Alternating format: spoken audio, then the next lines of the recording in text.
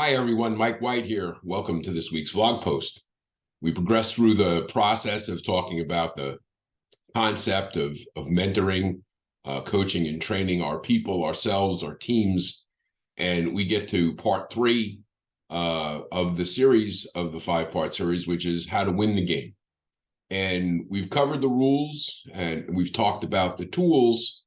And now is the time to look at some of the mechanics, some of the black and white issues that we can deal with and things that we need to know so that we can prepare ourselves to actually win the game. And it starts out winning by understanding what is a win, because for everybody, it can be different. Some people are focused on different things depending upon where they are in their careers, what type of business they're doing, their own personal lives, the integration. I tell people all the time, about half the clients that come to me are not coming to me to improve the amount of units or their dollar volume of business. About half the clients that come to me because they want to do the same amount of business, but they want to do it in a lot less time. They don't want to be committed to a large number of hours. They're trying to find their own balance and their own priorities in life. And that is every bit as much, if not more important than, the processes behind actually going out there and making money. And so when we talk about these things, it's talking about what are we trying to accomplish? What's the target? What does winning mean to the individual? And I think there's a few things that need to be considered, and they're not in any particular order, because for some people, the order of these priorities are completely different. But at least, these things need to be looked at so that you can understand what's going on and how it works. So the questions that you need to ask yourselves is, what is my income target? It is really important that we know we put a dollar volume on this. If I'm going to get up and go to work every day, or 225 days a year, whatever it may be, what's the income target? And what's winning as far as I'm concerned, as far as the money side of things go. Do you have a priority between the number of units that you're doing, the actual physical number of transactions, or are you more targeted toward dollar volume? I know a lot of people express things in terms of dollar volume, but unit measure is really the measure of time. So how long it takes to do a loan, the types of loan you do, the type of borrowers you have, the type of service that you provide, those things have to be in balance, or at least understood, between, am I capable of doing the number of units, or are the units that I'm doing of sufficient value that they're going to help me get to my dollar volume? That's really an important thing. The next question comes is, what's my commitment in time to this effort? And this is where we get back to, how many days a week am I going to work? How many hours a day am I going to work? How many vacations a year am I going to take? I talk about this all the time. I stress to my people that they take a minimum of 4 vacations a year, and that within 2 weeks of them coming back from a vacation, that they've got their next vacation scheduled. It is one of the most critical things that I have found in this industry, is that this is, can be a very high stress, business. And if you don't have that next vacation to look forward to, if you're not planning, if you're not pointing to it, it can be a never-ending series of events that can be very draining on yourself and certainly your family. The next part about this is, am I doing this by myself, or do I have a team? Am I going to grow a team? Am I a manager? Am I managing other people? Am I recruiting other people? Am I growing other people? Do I have a staff that has to be dealt with? Do I have my own team of people where I have to hold them accountable to our process, or judge the process and improve the process as we go forward? All of these things need to be understood. And any one of these places is where you can win from. And speaking of places where things come from, is, where does your business come from? You'd be surprised at the number of people who don't have a real grip on where their opportunities are generated from, the types of opportunities they're getting. They don't keep score of that at all. And that's a shame, because most people walk around in a lie of where they think this is my best referral partner, this is my best opportunity, this is where I generate most of my business. And it may or may not be true, and certainly not to the degree that many people think. And last but not least on this list is, who is my customer?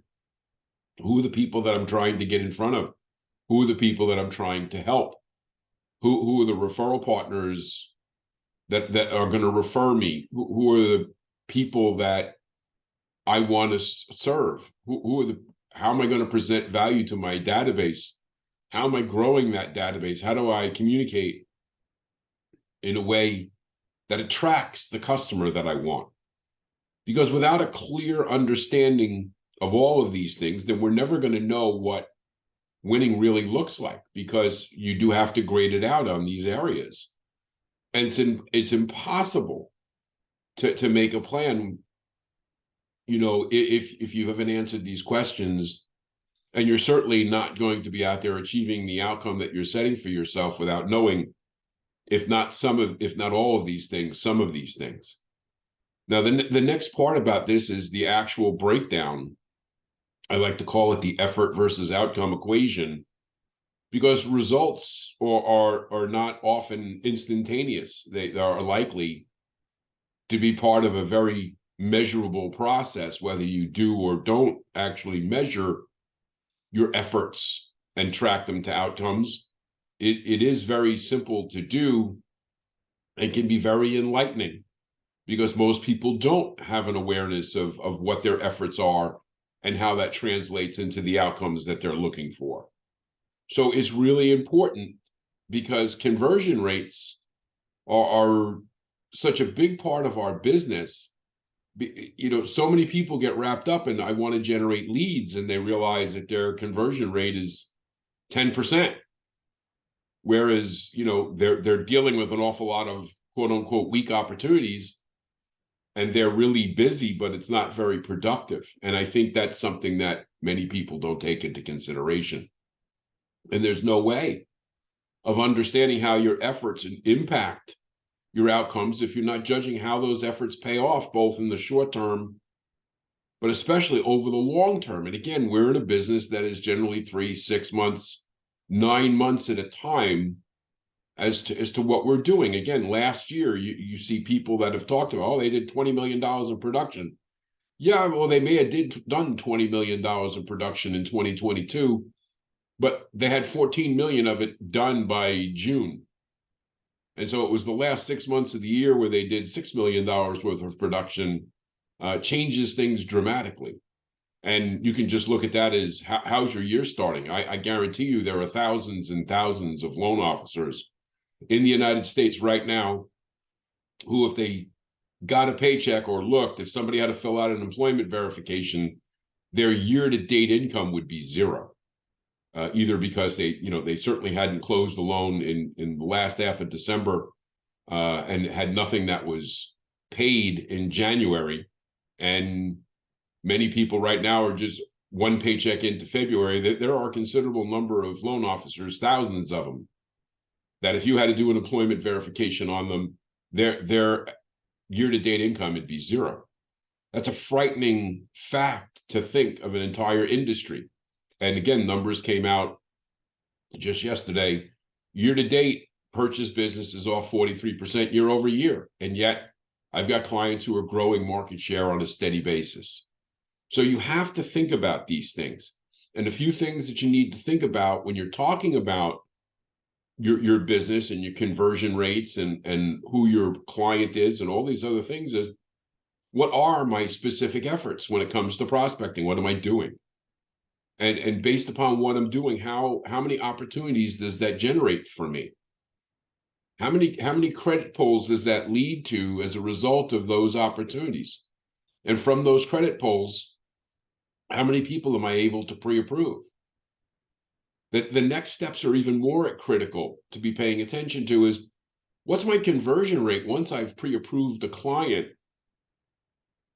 And did I close them? And again, I'm not just saying, knowing the fact that, okay, I close X percent of my pre-approvals. Do you know the big picture? How many of the people that I pre-approve ended up closing a loan with somebody else? Because that can be a horrifying number. Think about that. You've gone through the time and the trouble and the effort to pre-approve somebody, and somehow or another, they ended up with another lender. If you don't know what those numbers are, and if you don't have a system in place to combat that, you're going to be in real trouble.